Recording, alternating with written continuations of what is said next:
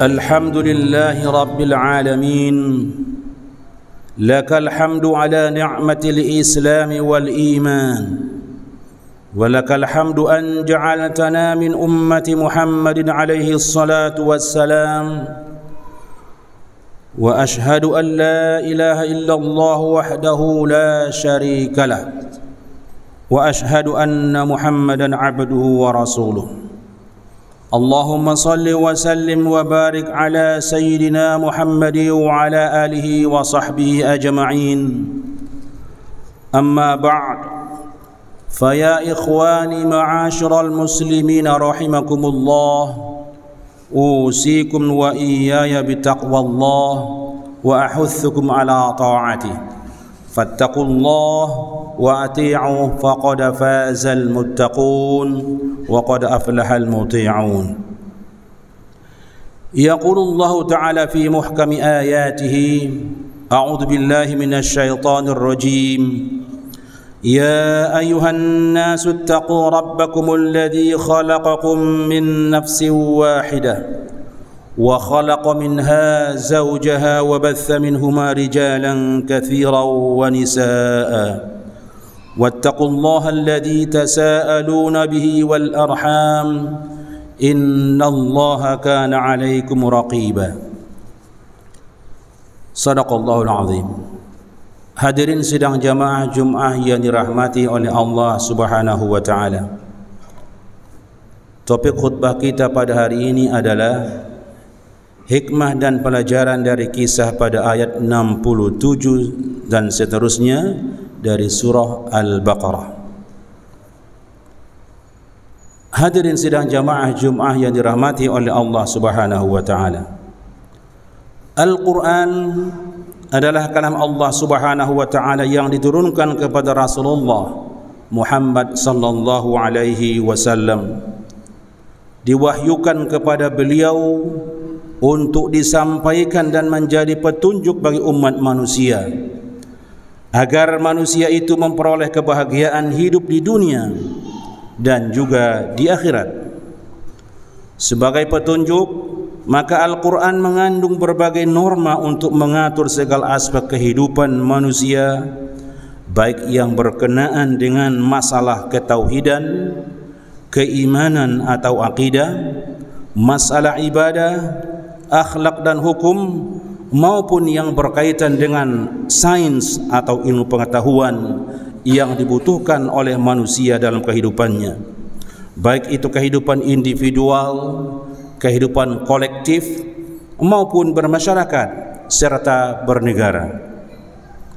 Di samping itu, Al-Quran juga berisi atau mengandung banyak kisah yang menceritakan tentang peristiwa atau kejadian masa lalu, seperti kisah para nabi dan para rasul, kisah orang-orang yang beriman, kisah orang-orang yang durhaka kepada Allah Subhanahu wa taala, dan lain-lain sebagainya.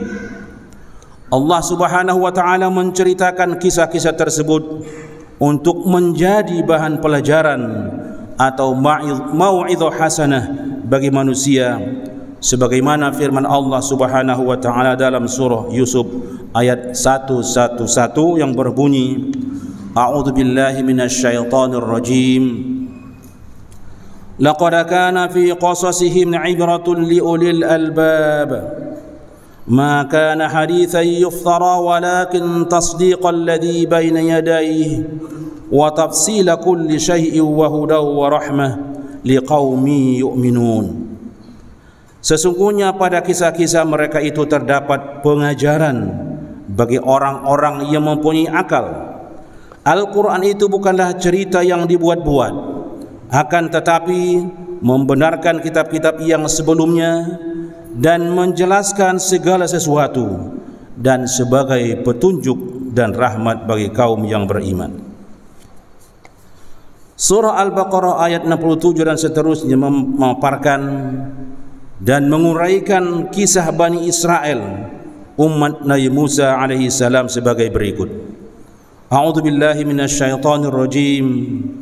وإذ قال موسى لقومه إن الله يأمركم أن تذبحوا بقرة qalu atattakhiduna huzwa qala a'udzu billahi an akuna minal jahilin.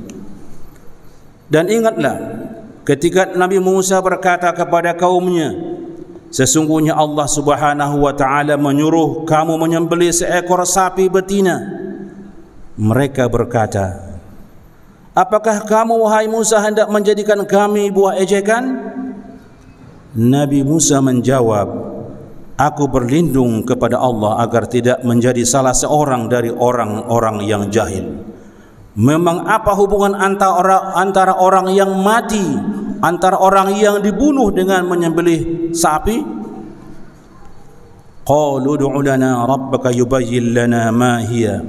Qala innahu yaqulu innaha baqaratun la faridu wa la bikr awanun baina dhalik faf'alu ma tu'marun.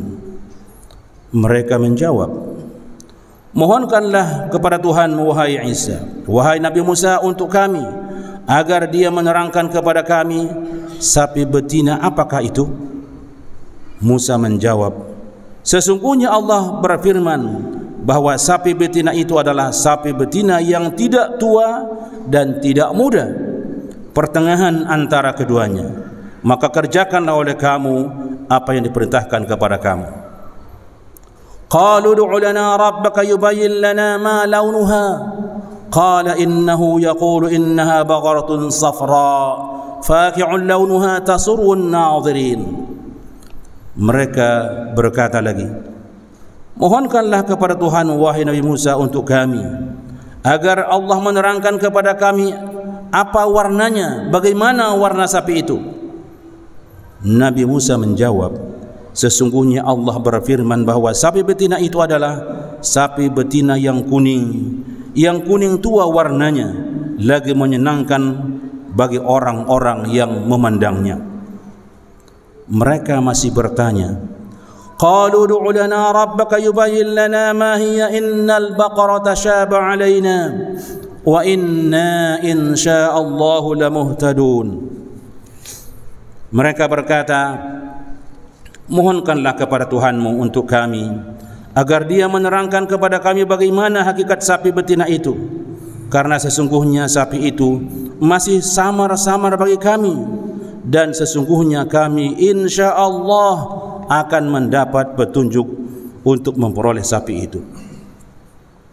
Musa berkata, sesungguhnya Allah Subhanahu wa taala berfirman bahwa sapi betina itu adalah sapi betina yang belum pernah dipakai untuk membajak tanah dan tidak pula untuk mengairi tanaman, tidak bercacat, tidak ada belangnya. Lalu mereka berkata, sekarang barulah kamu menerangkan hakikat sapi betina yang sebenarnya. Kemudian mereka menyembelihnya dan hampir saja mereka tidak melaksanakan perintah itu. Hadirin sidang jamaah Jumat yang dirahmati oleh Allah Subhanahu wa taala. Menurut pakar mufassir, pakar tafsir, ayat ini berkaitan dengan peristiwa pembunuhan yang dilakukan oleh seseorang dari Bani Israel, sehingga mengakibatkan terjadinya tuduh-menuduh di antara mereka tentang siapa yang melakukan pembunuhan itu. Setelah mereka membawa persoalan itu kepada Nabi Musa, Allah Subhanahu wa taala menyuruh mereka menyembelih seekor sapi betina agar orang yang terbunuh itu dapat hidup kembali dan menerangkan siapa yang membunuhnya setelah dipukulkan kepadanya sebagian tubuh daripada sapi betina itu. Dalam konteks ayat ini, Ibnu Abu Hatim pula meriwayatkan bahwa ada seorang laki-laki kaya raya yang tidak memiliki anak, sementara yang menjadi ahli warisnya adalah kemanakannya, yakni anak saudaranya sendiri. Sebagai satu-satunya ahli waris dan menginginkan harta warisan, maka dia membuat rekayasa dengan cara membunuh pamannya yang kaya raya itu. Setelah dibunuh, maka dia pun memikul, membawanya, dan secara sembunyi-sembunyi dia letakkan jasadnya di depan rumah orang lain. Lalu dia pun menuduh pemilik rumah tersebut sebagai pelaku pembunuhan, sehingga terjadilah perkelahian. Orang-orang yang cerdas, yang cerdik berkata, "Kenapa kamu berkelahi? Kan ada Nabi Musa alaihissalam. Pergilah ke sana, tanya dia. Dia adalah utusan Allah Subhanahu wa taala." Mereka pun pergi mendatangi Nabi Musa. Maka dengan perintah Allah Subhanahu wa taala, beliau memerintahkan kepada mereka untuk menyembelih seekor sapi, sebagaimana firman Allah Subhanahu wa taala pada surah Al-Baqarah ayat 67 dan seterusnya yang saya sebutkan tadi. Hadirin sidang jamaah Jumat yang dirahmati oleh Allah Subhanahu wa taala. Apa kira-kira hikmah dan pelajaran yang bisa kita ambil daripada ayat tersebut? Pertama, bahwa hikmahnya Allah Subhanahu wa taala menyuruh menyembelih sapi ialah supaya hilang rasa penghormatan mereka terhadap sapi, yang mana dulunya Bani Israel, keturunan Israel itu pernah menyembah sapi. Hikmah kedua, kisah ini menunjukkan kekuasaan Allah Subhanahu wa taala untuk menghidupkan orang yang sudah mati. Yang ketiga, drama, rekayasa atau konspirasi pembunuhan seseorang akan terungkap siapa pelaku sebenarnya dengan izin Allah Subhanahu wa taala. Perbuatan jahat, bagaimanapun canggihnya metode penyembunyiannya, akhirnya akan terbuka dan ketahuan dengan izin Allah Subhanahu wa taala. Yang keempat, seandainya Bani Israel menyembelih sapi apa saja tanpa mengajukan banyak pertanyaan, maka itu sudah memadai. Tetapi karena banyak pertanyaan mereka, maka akhirnya Allah Subhanahu wa taala mempersulit mereka, sehingga hampir-hampir mereka tidak akan mendapatkan sapi yang harus disembelih. Yang kelima, sekiranya mereka tidak mengatakan insya Allah, jika Allah menghendaki, maka mereka tidak akan mampu mendapatkan sapi yang bagaimana yang harus disembelih. Tetapi dengan izin Allah Subhanahu wa taala, dengan mereka mengatakan insya Allah, maka dibukakan bagi mereka sapi yang bagaimana yang seharusnya disembelih. Yang keenam, ayat di atas juga mengindikasikan keras kepala dan rekayasa buruk Bani Israel, sebagaimana dapat disaksikan perilaku mereka dewasa ini terhadap saudara-saudara kita di Palestina, di mana mereka itu membunuh kaum muslimin di Palestina. Hadirin sidang jamaah Jumat yang dirahmati oleh Allah Subhanahu wa taala. Demikianlah beberapa yang dapat kita ambil dari kisah tersebut. Semoga kita diberi oleh Allah Subhanahu wa taala petunjuk dan rahmatnya, kita dapat melaksanakan ajaran Al-Quran dan sunnah Rasulullah sallallahu alaihi wasallam dan mendapat kehidupan yang bahagia di dunia dan di akhirat nanti insyaallah. Aqulu qawli hadza wa astaghfirullah li wa lakum wa li sa'iril muslimina wal muslimat fastaghfiruhu innahu huwal ghafurur rahim.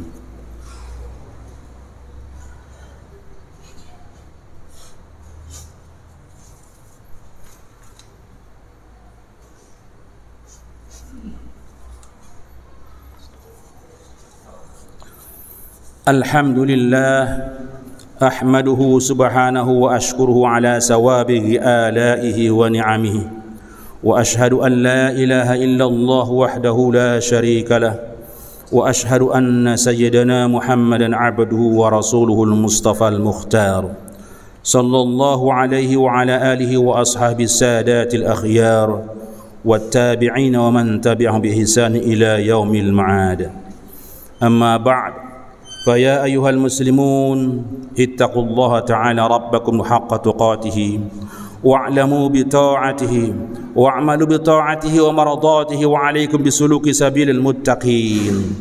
ثم اعلموا أن الله سبحانه وتعالى أمركم بالصلاة والسلام على نبيه، فقال في محكم التنزيل إن الله وملائكته يصلون على النبي يا أيها الذين آمنوا صلوا عليه وسلموا تسليما. اللهم صل وسلم وبارك على نبينا محمد وارض اللهم عن خلفائه الراشدين الذين قضوا بالحق وبه كانوا يعدلون أبي بكر وعمر وعثمان وعلي وعن سائر الصحابة أجمعين وعنا معهم بجودك وكرمك يا أكرم الأكرمين. اللهم اغفر للمسلمين والمسلمات والمؤمنين والمؤمنات الأحياء منهم والأموات برحمتك يا أرحم الراحمين. اللهم أعز الإسلام والمسلمين وأذل الشرك والمشركين ودمر أعداء الدين واجعل اللهم هذا البلد آمنا مطمئنا رخاء وسائر بلاد المسلمين. اللهم إنا نسألك الإخلاص في القول والعمل. اللهم انصر المستضعفين من المؤمنين في كل مكان. اللهم كن لهم وليا ونصيرا ومعينا وظهيرا. اللهم عجل لهم بالفرج والنصر يا قوي يا عزيز. اللهم وأدر دوائر السوء على عدوك وعدوهم. اللهم جمع كلمة المسلمين على الحق يا رب العالمين. ربنا آتنا في الدنيا حسنة وفي الآخرة حسنة وقنا عذاب النار. عباد الله إن الله يأمر بالعدل والإحسان وإيتاء ذي القربى وينهى عن الفحشاء والمنكر والبغي يعظكم لعلكم تذكرون والله يعلم ما تصنعون. أقم الصلاة.